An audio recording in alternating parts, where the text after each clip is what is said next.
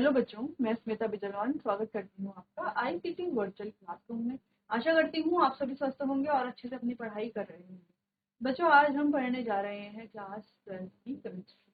तो हमारा summer camp चल रहा था, जहाँ पर हम अपने लास्ट लेक्चर में पीरियोडिक टेबल के बारे में बात करें। ठीक है, तो हम क्लास 12th में है, क्लास 11th में हमने पीरियोडिक टेबल से रिलेटेड चैप्टर पढ़ा था। तो क्लास 12th में आते आते तो आपको वो याद नहीं होगा इतना ज्यादा। तो यहाँ पर हम क्या कर रहे थे, चैप्टर के कुछ इंपॉर्टेंट पॉइंट डिस्कस कर रहे थे, है ना। या बेसिकली हम कहें कि सिंपली हम पीरियोडिक टेबल के बारे में बात कर रहे थे कि पीरियोडिक टेबल क्या होती है, कैसे बनी, क्या क्या ब्लॉक्स उसमें है, कैसे उसमें अलग अलग जो ग्रुप्स हैं ये कैसे बने हुए हैं, क्या क्या प्रॉपर्टीज हैं, उसी को हम डिस्कस कर रहे थे। तो लास्ट लेक्चर में जो भी हमने पढ़ा था एक बार आप उसको देख के रिवाइज कर लीजिए। तो हमने देखा तो ये हमारी पीरियोडिक टेबल है, जिसमें 7 ग्रुप और 18 सॉरी 7 पीरियड और 18 ग्रुप है। तो ग्रुप 1 और 2 आ जाते हैं हमारे एक्स ब्लॉक में, बाकी हमारे 3rd से लेकर के 12 सारे आ जाते हैं डी ब्लॉक में, फिर 13 से लेकर के 18 हमारे आ जाते हैं पी ब्लॉक में। फिर हमारे ये जो 2 ग्रुप है ये आ जाते हैं, और 2 ग्रुप कहें या है तो वैसे ये एक ही ग्रुप, तो अलग अलग पीरियड में है और एक ही ग्रुप में, ये आ जाते हैं हमारे एफ ब्लॉक में। अच्छा, ये यहाँ पर है, यहाँ पर जो खाली स्पेस आपको दिख रहा है, लेकिन ये यहाँ पर इसीलिए नहीं रखे गए क्योंकि इन सभी की प्रॉपर्टी एक जैसी होती है, इसीलिए इन्हें अलग से यहाँ पर रख दिया गया है। ठीक है, दूसरी चीज अगर यहाँ पर रखते तो पीरियोडिक टेबल का जो ये शेप है, इस तरीके से जो शेप है जो हम हमेशा से देखते आ रहे हैं, वो शेप थोड़ा गड़बड़ा जा सकता है यहाँ पर, इसीलिए इस तरीके से इन्हें अलग रखा गया है। बाकी कई चीजें हमने डिस्कस की थी, ठीक है, कि 18 ग्रुप हैं, 7 पीरियड हैं, 4 ब्लॉक्स हैं। फिर हमने एस ब्लॉक एलिमेंट के बारे में बात की थी कि एस ब्लॉक एलिमेंट क्या है। अब क्लास 12 में तो आपको अलग अलग चैप्टर देखने को मिलते हैं, डी और एफ ब्लॉक का तो आप देखते हो चैप्टर, लेकिन एस ब्लॉक और पी ब्लॉक से रिलेटेड कोई चैप्टर आपको अभी देखने को नहीं मिलता है। हालांकि पहले जो प्रीवियस जो सिलेबस हुआ करता था उसमें एस ब्लॉक और पी ब्लॉक दोनों चैप्टर, दोनों काफी अच्छे चैप्टर हैं, बड़े चैप्टर हैं, बल्कि चैप्टर हम कह सकते हैं, लेकिन अब वो हटा दिए गए हैं। इसीलिए हम यहाँ पर ही एस ब्लॉक को थोड़ा कवर कर लिया था हमने अपने लास्ट लेक्चर में। ठीक है, बाकी डी और एफ ब्लॉक तो हम चैप्टर में पढ़ेंगे ही, है ना। डी ब्लॉक वाला चैप्टर तो हमारा शायद जो हम सिलेबस पढ़ रहे हैं जहाँ पर, वहाँ सिलेबस में भी चल ही रहा है डी और एफ ब्लॉक। ठीक है, बाकी पी ब्लॉक क्लास 11 में हमने थोड़ा बहुत डिस्कस किया था, फिर उसको भी आगे हम डिस्कस करेंगे।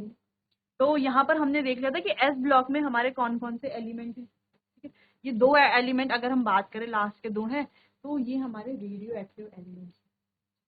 अच्छा, नेक्स्ट हमने बात की ये जो ग्रुप फर्स्ट और सेकंड है, ग्रुप फर्स्ट को एल्कलाई मेटल्स कहा जाता है, ग्रुप सेकंड को एल्कलाई अर्थ मेटल कहा जाता है। ये जो मेटल्स हैं ये हाईली रिएक्टिव मेटल्स होते हैं।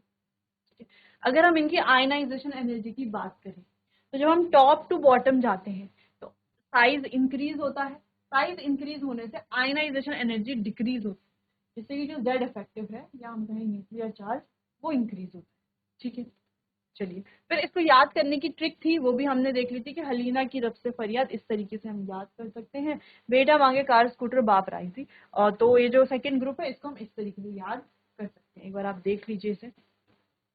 नेक्स्ट हम डी ब्लॉक एलिमेंट्स के बारे में बात कर रहे थे कि 3D 4D 5D 6D 4 हमारे पास डी ब्लॉक है। ये हमके 4 पीरियड्स हैं, है ना, 3D 4D 5D 6D। फिर हमने इसकी इलेक्ट्रॉनिक कॉन्फ़िगरेशन की बात की, कॉन्फ़िगरेशन जो जनरल कॉन्फ़िगरेशन। ठीक है, तो जनरल कॉन्फ़िगरेशन इसी से मिलकर के बनेगा। नेक्स्ट हमने ट्रांजिशन एलिमेंट की बात की थी, और जो ये डी ब्लॉक एलिमेंट है इनको ट्रांजिशन एलिमेंट भी कहा जाता है। क्यों कहा जाता है, इसके 2 रीजन। अब वो 2 रीजन क्या है वो हमने चैप्टर में पढ़ा, इसको रिवाइज कर लेते हैं। वो 2 रीजन क्या है कि डी ब्लॉक एलिमेंट को ट्रांजिशन एलिमेंट कहा जाता है। तो वो 2 रीजन ये है, पहला तो ये है कि डी ब्लॉक एलिमेंट जो है इनका लास्ट इलेक्ट्रॉन कहा जाता है डी सबशेल में, इसीलिए भी डी ब्लॉक एलिमेंट हो गए, ट्रांजिशन एलिमेंट हो गए। दूसरा दूसरा रीजन ये है कि इनका जो डी सबशेल है वो इनकम्प्लीटली फिल्ड होता है, इसीलिए इन्हें ट्रांजिशन एलिमेंट कहते हैं। तो क्या सारे D block element transition element होते हैं? तो हम कह सकते हैं हम यहाँ पर एक लाइन लिख सकते हैं कि all D block element are not transition element. Are not transition element, यानी कि सारे D block element transition element नहीं है, but all transition element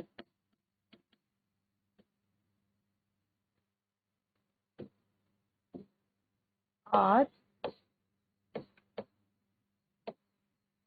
D block element. लेकिन सारे transition element D block element ही हैं।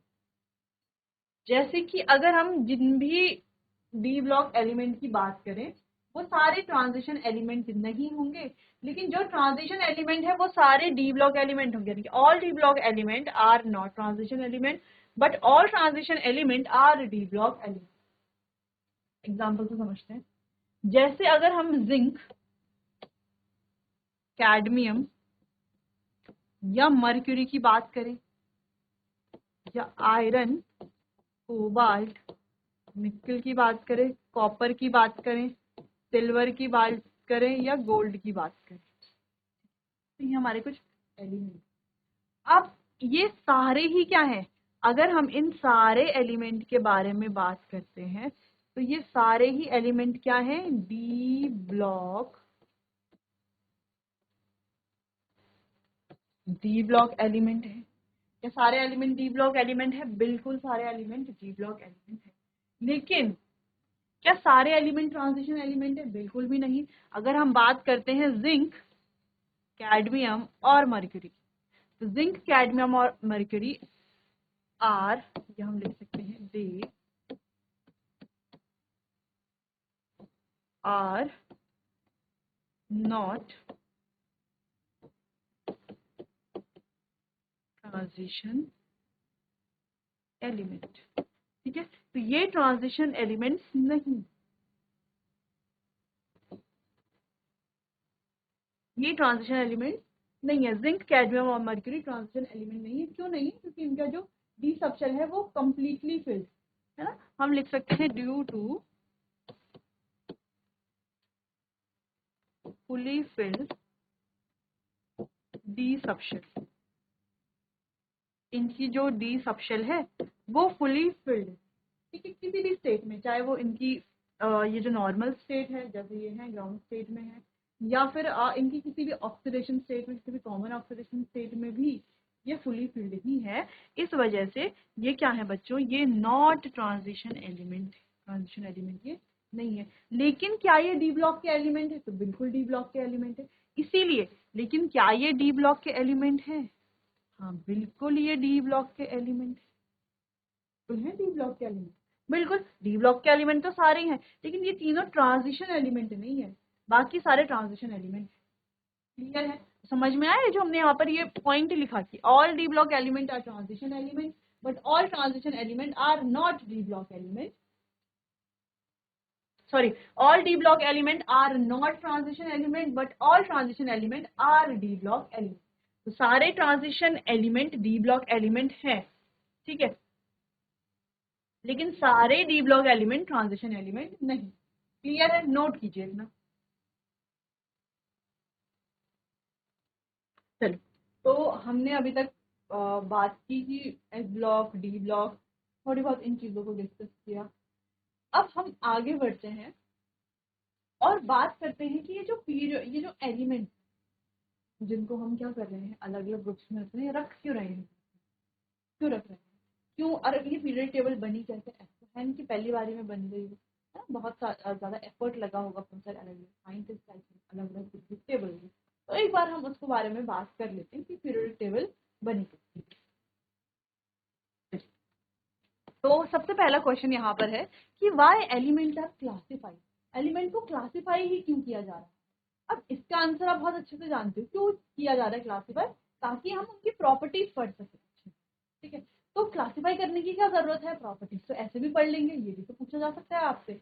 आपसे सिंपली पूछा गया कि एलिमेंट को क्लासिफाई क्यों किया जाता है, आप कहेंगे ताकि हम उनकी प्रॉपर्टीज को पढ़ सके। लेकिन आपसे ये भी तो पूछा जा सकता है कि प्रॉपर्टीज को हम वैसे भी पढ़ सकते हैं, अलग अलग करके भी, तो क्लासिफिकेशन करना इतना क्यों जरूरी है? ठीक है, तो सबसे पहले तो आपको ये समझना पड़ेगा कि क्लासिफिकेशन में हो क्या रहा है। क्लासिफिकेशन में क्या हो रहा है कि जो सेम प्रॉपर्टीज वाले एलिमेंट्स हैं उन्हें सेम ग्रुप में रखा जा रहा है, जिनकी एक जैसी प्रॉपर्टी उन्हें एक साथ रखा जा रहा है, जिस वजह से हमारे लिए पढ़ने में आसानी हो, उन प्रॉपर्टीज को डिस्कस करने में आसानी हो। ठीक है, तो चलिए, the arranging of element into different group on the basis of similarities in their properties is called classification of elements. किसके आधार पर? On the basis of the similarities in their properties, यानी कि उनकी प्रॉपर्टीज में जो सिमिलैरिटीज हैं उसकी वजह से क्लासिफिकेशन किया जा रहा है ताकि हम इजीली उनको पढ़ सकें। दूसरा, the classification of similar elements into groups make the study, important point है, make the study of elements easier. तो क्लासिफिकेशन करने से हो क्या रहा है कि जो स्टडी करना है, हमें ये जो एलिमेंट्स हैं इनकी स्टडी करनी है, वो हमारे लिए काफी इजी हो जा रहा है। जैसे देखो, जैसे अगर हम बात करते हैं सोडियम, ये एक एलिमेंट है, पोटेशियम, ठीक है, लिथियम। इसके अलावा अगर हम बात करें scandium, titanium, chromium, manganese, iron, इनकी बात करें तो अगर हम इन्हें देखते हैं तो ये भी क्या है? मेटल्स हैं। सोडियम, पोटेशियम, और ये भी क्या है? ये भी क्या है? मेटल्स हैं। ठीक है, ये भी मेटल्स है और ये भी मेटल्स, ये क्या है? मेटल्स है। या आप ऐसा लिख लो, ज्यादा इजी आपको लगेगा।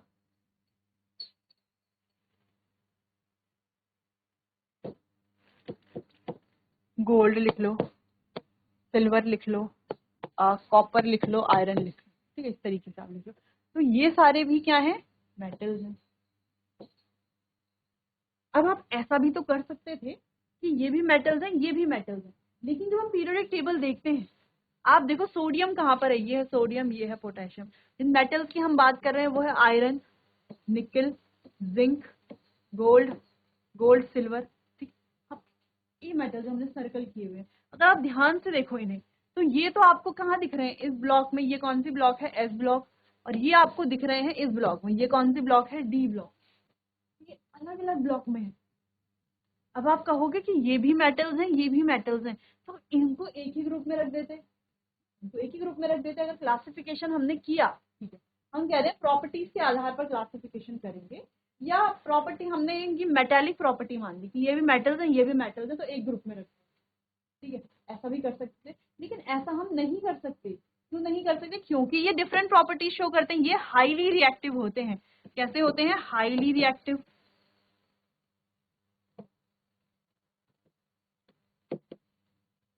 और ये उतने ज्यादा रिएक्टिव नहीं होते, इन्हें कहा जाता है ट्रांजिशन मेटल्स।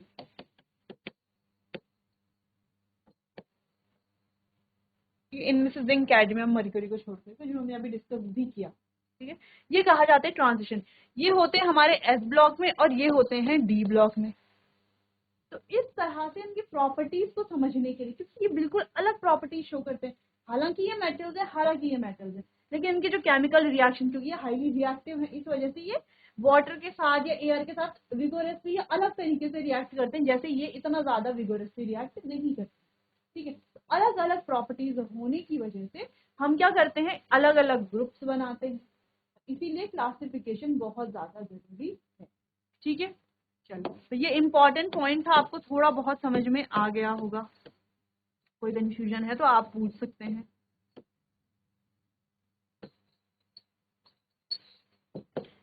क्लियरली समझ में आया? नोट कीजिए इतना।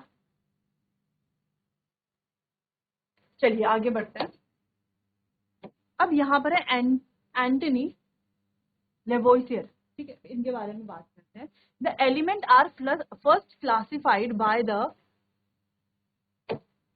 तो सबसे पहले एलिमेंट क्लासिफाई किए गए थे फ्रेंच साइंटिस्ट एंटनी लेवोइसियर द्वारा इन 1789 में। The earliest attempt to classify element was grouping the known element. जो सबसे पहला अटेम्प्ट दिया गया था वो क्या था कि सिर्फ जो हमारे नोन एलिमेंट जिनको हम जानते हैं उनको ग्रुप करना। ठीक है, अबाउट 30 एलिमेंट उस समय पर नोन थे, जिनकी संख्या भी काफी बढ़ गई है। ठीक है, into two groups called metals and non metals. तो हमने आसानी से मेटल और नॉन मेटल को अलग अलग ग्रुप कर दिया। जैसे जैसे हम यहाँ पर बात, अगर हम कहें कि सोडियम, ठीक है, पोटेशियम, इसके अलावा हमारे पास है कैल्शियम, या हमारे पास है बच्चों आयरन, ठीक है, इसके अलावा हमारे पास है कोबाल्ट, क्रोमियम है, और भी बहुत सारे मेटल्स है, जैसे गोल्ड है, ठीक है, प्लैटिनम है। तो ये सारे क्या है, हमारे पास मेटल्स हैं। बात करें अगर हम, तो सारे ही क्या हैं, मेटल्स हैं। अब अगर हम बात करें कि कार्बन है, फ्लोरीन है, नाइट्रोजन भी है, वैसे तो नाइट्रोजन भी लिख लो, नाइट्रोजन है, क्लोरीन है, ब्रोमीन है, सल्फर है, फॉस्फोरस है। तो ये सारे जो है वो क्या है, नॉन मेटल है। ठीक है, क्यों है मेटल नॉन मेटल, क्योंकि मेटल की प्रॉपर्टी शो करते हैं नॉन मेटल। ठीक है, मेटल की प्रॉपर्टी क्या होती है कि ये हार्ड होते हैं, जो कि सारे होते हैं सोडियम पोटेशियम को छोड़ करके। और प्रॉपर्टीज क्या होती हैं, लस्ट्रस होते हैं, malleable, ductile, high metallic, high melting point, high boiling point, high tensile strength. तो ये सभी प्रॉपर्टीज को ये शो करते हैं, इसीलिए ये मेटल्स हैं। और ये नॉन लस्ट्रस है, नॉन डक्टाइल है, नॉन मैलिएबल है, यानी कि सारी नॉन नॉन वाली प्रॉपर्टीज, यानी कि इनके अपोजिट प्रॉपर्टी ये शो करती है। ठीक है, ये जनरली सॉलिड होते हैं रूम टेम्परेचर पर, मर्क्यूरी को छोड़ करके। ये सॉलिड भी होते हैं, लिक्विड भी होते हैं, और गैस स्टेट में भी पाए जाते हैं। इसीलिए ये क्या है, नॉन मेटल है। अगर हम हार्ड की बात करें तो ये हार्ड होते हैं जनरली, सोडियम पोटेशियम इन मेटल्स को छोड़ करके। और ये होते हैं सॉफ्ट जनरली। डायमंड को छोड़ करके, डायमंड भी एक नॉन मेटल है, वो कार्बन का एक एलोट्रॉप है, लेकिन वो होता है हार्ड। ठीक, तो इस तरीके से पहले क्लासिफिकेशन किया था केवल मेटल और नॉन मेटल, लेकिन फिर फर्दर भी क्लासिफिकेशन करना पड़ा, क्योंकि अगर आप प्लैटिनम इनको देखो तो ये सब तो एक ग्रुप में है, लेकिन ये अलग प्रॉपर्टी शो कर रहे हैं, तो ये अलग ग्रुप में। वैसे क्लोरीन, कार्बन की अलग फैमिली है, फ्लोरीन की अलग फैमिली जिसको हैलोजन फैमिली, फ्लोरीन के साथ ही क्लोरीन और ब्रोमीन भी है, नाइट्रोजन अलग फैमिली। ठीक है, सल्फर, पोटेशियम एक ही उसमें है। तो सारे अगर हम देखें नॉन मेटल तो है, लेकिन इन्हें अलग अलग फैमिली में रखा गया, यहाँ पे अलग अलग ग्रुप में रखा गया है। ठीक है, चलिए, तो अर्लियर क्लासिफिकेशन जब किया गया था वो केवल मेटल और नॉन मेटल वाला किया गया था, यानी कि मेटल्स और नॉन मेटल्स को अलग किया गया था, यानी क्लासिफिकेशन सिर्फ मेटल्स और नॉन मेटल्स तक किया। ठीक है, the defect in this classification was that it has no place for metalloids. अब यहाँ पर डिफेक्ट ऐसा था कि ये मेटेलॉइड्स के लिए कोई प्लेस शो नहीं कर रहा था। मेटल्स और नॉन मेटल्स है, लेकिन मेटेलॉइड्स का क्या, कुछ मेटेलॉइड्स भी तो है इसमें। ठीक है, तो उसके लिए यहाँ पर ये कोई प्लेस शो नहीं कर रहा था, यही इसमें क्या था, डिफेक्ट। क्लियर है, नोट कीजिए इतना।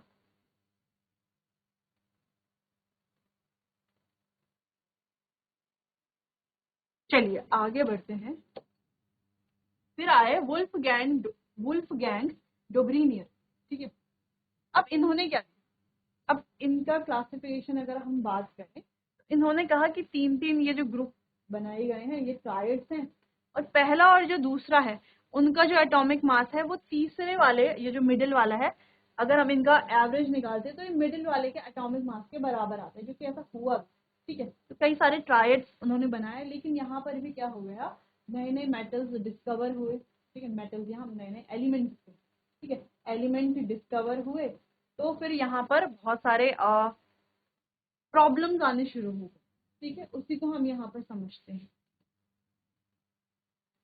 A German chemist Dobrynier in 1817 classified element in the increasing order of their atomic masses। अच्छा, इन्होंने क्लासिफिकेशन किया कैसा था, increasing order of their atomic मास। आपको ध्यान रखना है कि एटॉमिक मास के बेस पे अभी तक क्लासिफिकेशन हो रहा है। ठीक है, तो इंक्रीजिंग एटॉमिक मास के बेस पे इन्होंने क्लासिफिकेशन किया into three groups called triads. किसमें, थ्री ग्रुप्स में, जिसको ये क्या कह रहे थे, ट्रायड्स कह रहे थे। ठीक है, in each triad the atomic mass of the middle element, her triad में मिडिल एलिमेंट, जैसे मान लो ये तीनों ट्रायड है, तो मिडिल एलिमेंट का जो एटॉमिक मास है was approximately equal to the average atomic mass of the other two element.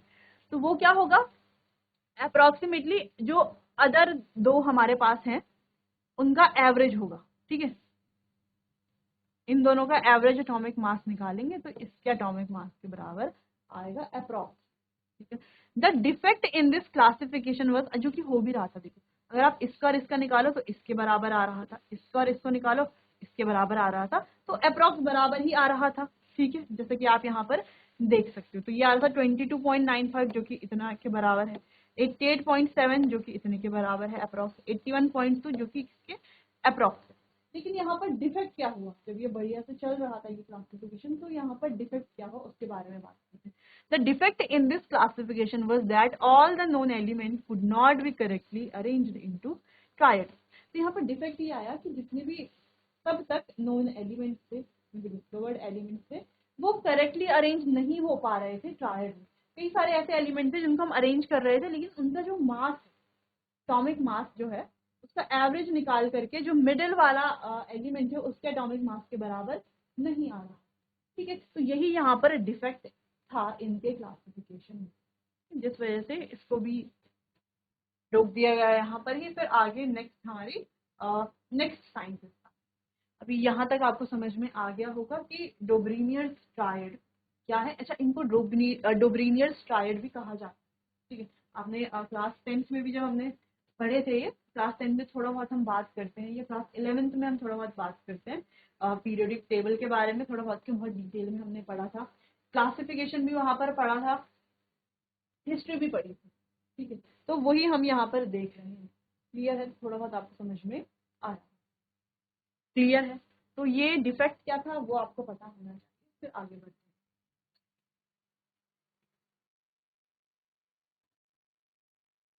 आगे बढ़ते हैं। नेक्स्ट, न्यूलैंड ऑक्टेव, ठीक है। अब इनके क्या था, या हम ऐसे भी कह सकते हैं न्यूलैंड लॉ ऑफ ऑक्टेव। अब ऑक्टेव क्यों नाम दिया गया इसको थोड़ा समझ लीजिए।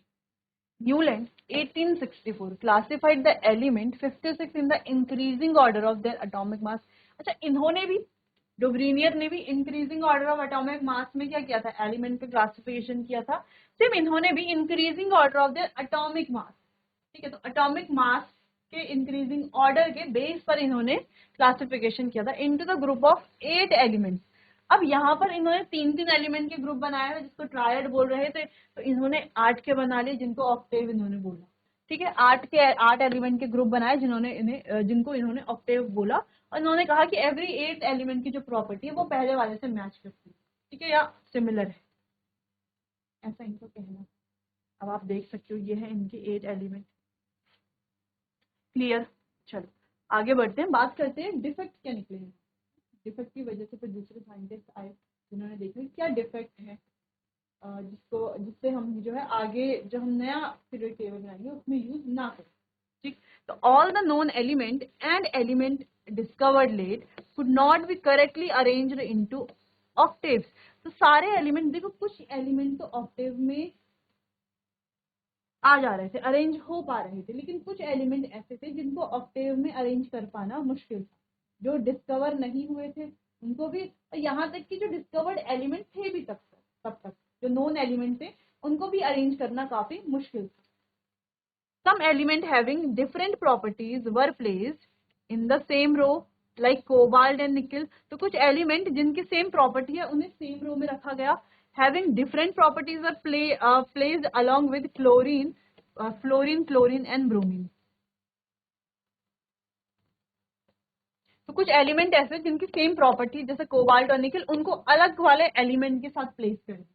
ये बिल्कुल ही अलग प्रॉपर्टीज है, जैसे कि फ्लोरीन, क्लोरीन और ब्रोमीन, इनकी बिल्कुल डिफरेंट प्रॉपर्टी, इनके साथ उन्हें प्लेस कर दे रहे थे। तो इस वजह से ये था इनके डिफेक्ट, इस वजह से ये टेबल भी फेल हो गई। कंप्लीटली ऐसा फेल तो नहीं बोलेंगे, ठीक है, लेकिन नहीं चल पाई। फिर आगे नेक्स्ट पीरियोडिक टेबल आती है, तो इतना नोट कीजिए। चलिए आगे बढ़ते हैं।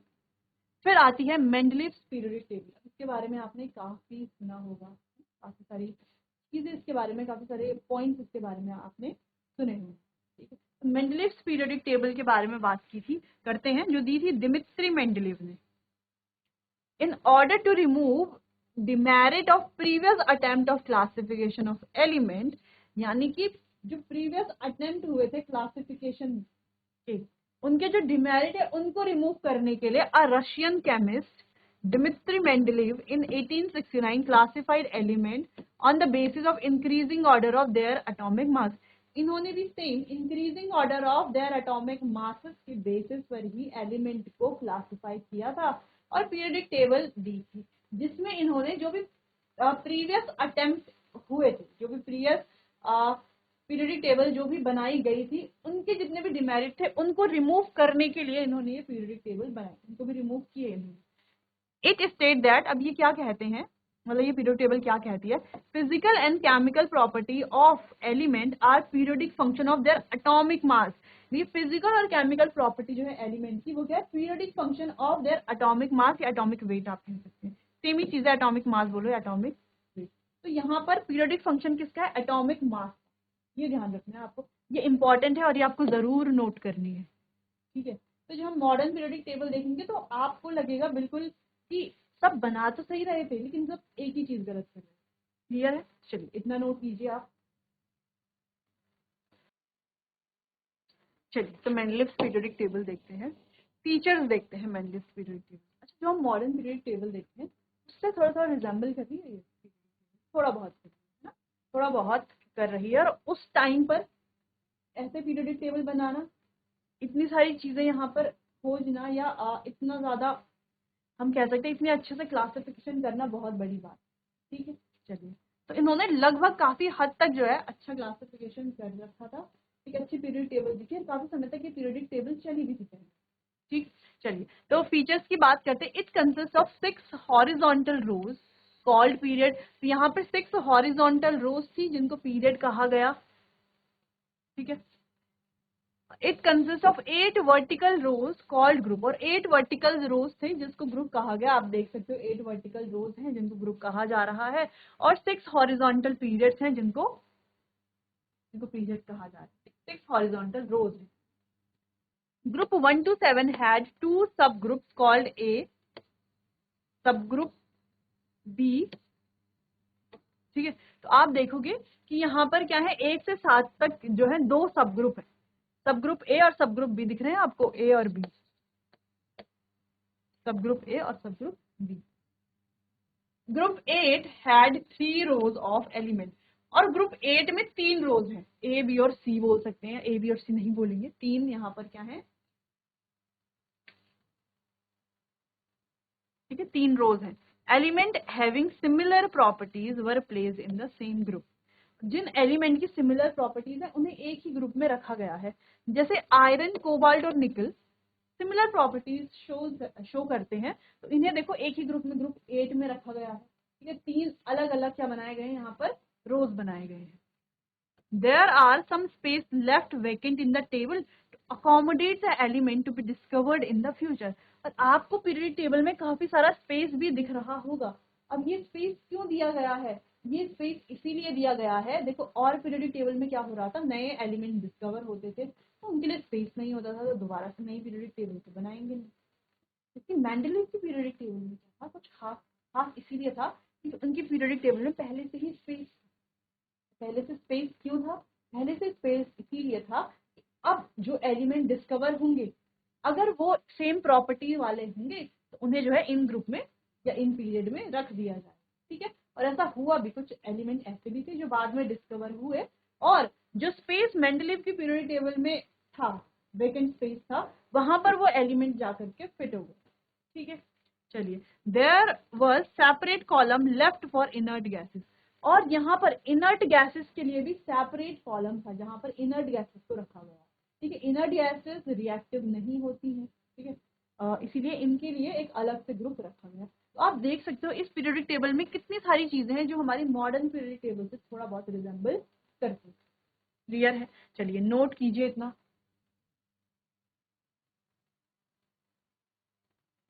तो आप यहाँ पर देख सकते हो group 1st, 2nd, 3rd, 4th, 5th, 6th, 7th, 8th, ठीक है। और ये क्या है, इनर्ट गैसेस, इनर्ट गैसेस के लिए अलग से ग्रुप रखा गया था, ठीक है। कहा था ना यहाँ पे अलग से vacant space, there was separate column left for inert gas. तो ये इनर्ट गैसेस ही तो है हमारी, इनर्ट गैसेस के लिए सेपरेट कॉलम, ठीक है। फिर नेक्स्ट हमारे ये आ गए पीरियड्स, और ये हो गए हमारे ग्रुप्स।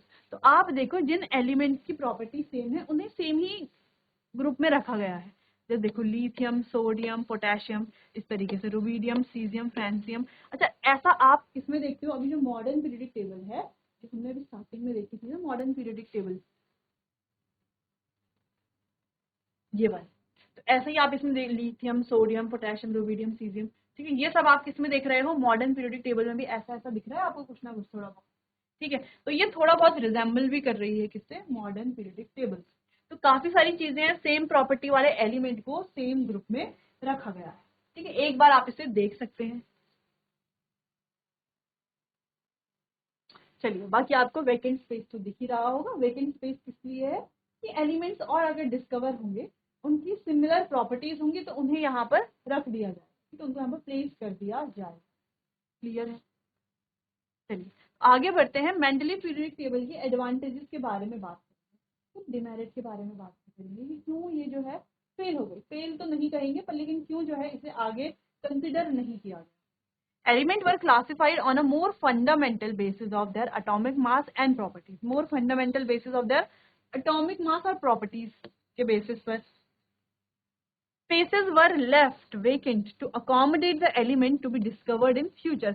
तो spaces भी छोड़े गए ताकि जो future में discover element होंगे उन्हें वहां पर place किया जाए। It could predict the property of element which heaped in the discovery of new element. तो previously discovered element की properties को भी क्या कर लिया गया था? पहले से ही प्रिडिक्ट कर लिया गया था, ठीक है। जो एलिमेंट डिस्कवर होने वाला उसकी प्रॉपर्टीज को ही पहले कर लिया था प्रिडिक्ट, ठीक है। Next, the inert gas element discover later could be placed in a separate group without disturbing the table. और टेबल में एक हमने कहा था ना अलग से स्पेस छोड़ा गया है इनर्ट गैसेस के लिए, ठीक है। Correction of faulty atomic weight, Mendeleev correlated atomic weight of beryllium 9 from 13.5। तो ये कुछ एडवांटेजेस थे मेंडलीव पीरियोडिक टेबल। बाकी इसको डिटेल में डिस्कस करेंगे हम अपने आने वाले अगले सेशन में। तब तक के लिए आपका बहुत बहुत धन्यवाद।